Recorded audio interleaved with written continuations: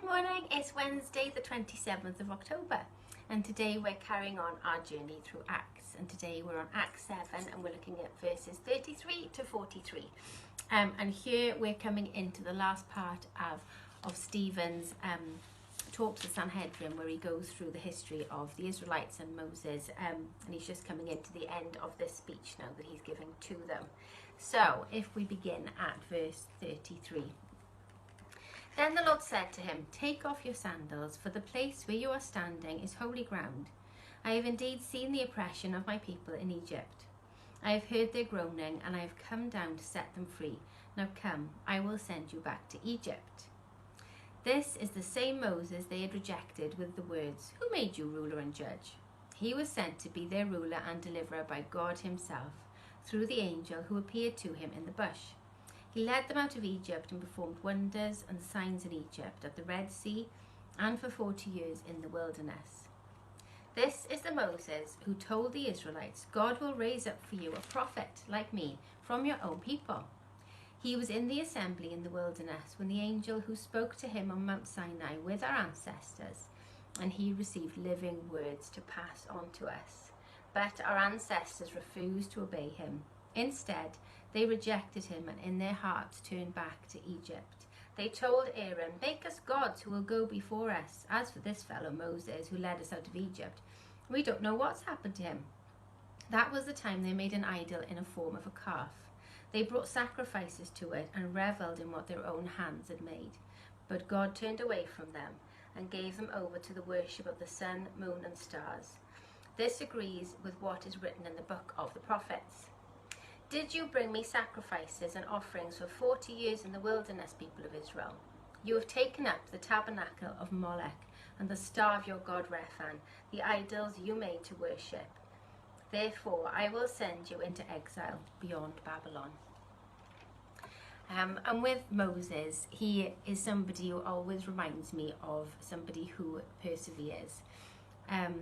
And we see that in all of his life, in the different trials that he went through, in his dealings with the Israelites and how he handled them and leading them and persevering on their behalf with God. And it also makes me think of a phrase, "a long obedience in the same direction." It's a phrase that's been going around my head quite a bit this week, and it's also the name of a book by Eugene Peterson, who wrote the Bible translation called The Message. It's a great book, I recommend reading it. And this talks similarly about what we read in James 1, 2-4, where James says, "Consider it pure joy, my brothers and sisters, when you face trials of many kinds, because you know that the testing of your faith produces perseverance. Let perseverance finish its work so that you may be mature and complete, not lacking anything." And it makes me think that with perseverance, we have a choice.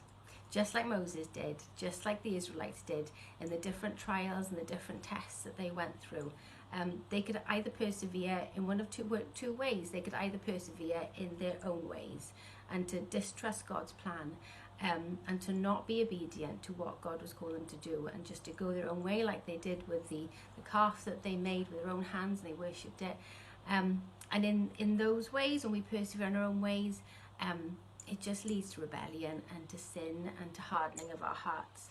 But if we persevere in God's ways, in this long obedience in the same direction, it is a journey that is determined by God, and he decides when that journey comes to its end, when we're mature, when we're complete and lacking in nothing.